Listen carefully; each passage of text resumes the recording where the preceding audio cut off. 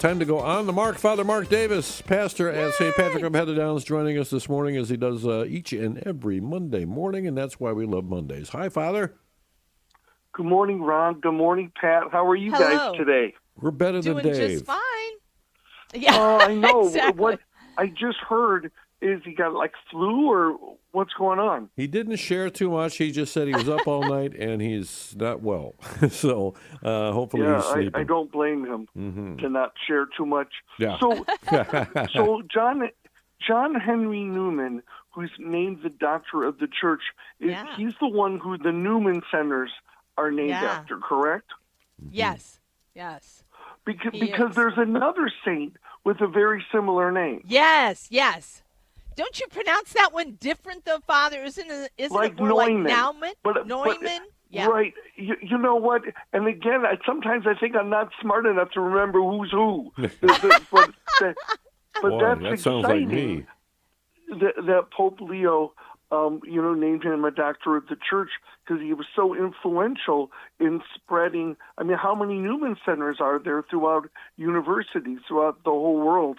And so I think it's very fitting. Yeah, definitely. Yeah. And like I said, he's a great one to be able to read his works and to really understand him. So, yeah, good stuff. So, speaking of understanding, yesterday's gospel for this past weekend, for the 26th Sunday in Ordinary Time, really focused on that famous story about Lazarus, the poor man, and the rich man. And what was really key in that story and all the readings to me was this great chasm, that when they both go to the afterlife, there was a great chasm between the rich man and Lazarus.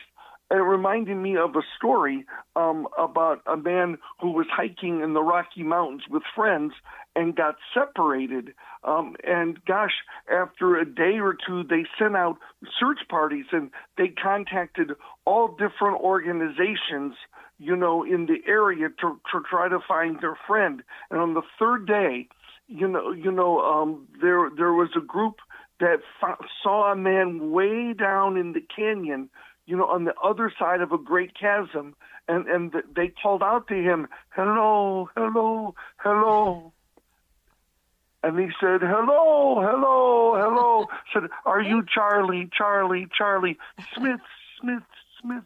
Said, "Yes, yes, yes, that's me. He said, "Who are you, you?" And they said, "The Red Cross, cross, cross."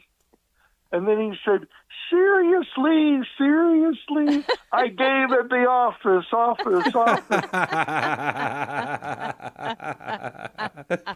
And I must admit, you do the echo quite well, yes, indeed. Father. I'm quite impressed. Why, thank you. Now, what's striking to me, whether that was funny or not, but what was striking to me was because of his reaction and the wall, as soon as he saw it was a Red Cross or a nonprofit, that he put a wall up and a chasm that he put up for the help that he needed to be rescued. So I think that that's key in understanding this chasm between the rich man and Lazarus. What's interesting is there's no indication in the first part of the story that Jesus tells that the rich man even knows that he's there and that how hungry he is, because just all the leftover food that he throws away, could have greatly benefited Lazarus. But then we find out that he knew Lazarus's name. So he did know that he was there and who he was, but there was this chasm. And it strikes me that the chasm, this distance between Lazarus and the rich man, was there while they were living.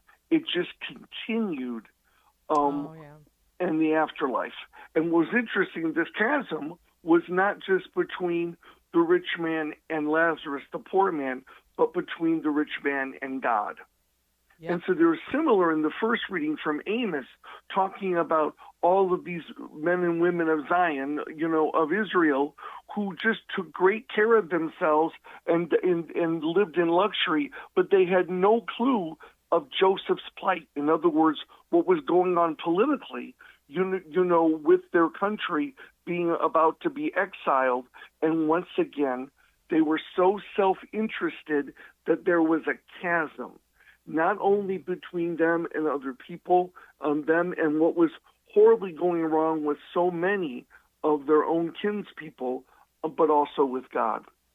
So it just kind of made me think, what kind of chasms are there in our life, especially between us and people who are different, who are poor? And it reminded me recently, I was in Chicago, and I was leaving the theater district at night, and my window was down. It was really nice and warm, and there was a man who was probably homeless or certainly mentally ill, almost like Tourette's-like, kind of like yelling out, and just kind of like exploding and crossing the street in front of me. And all of a sudden, he turns and walks toward my car. I tell you, the window went up, and I'm staring ahead, Right.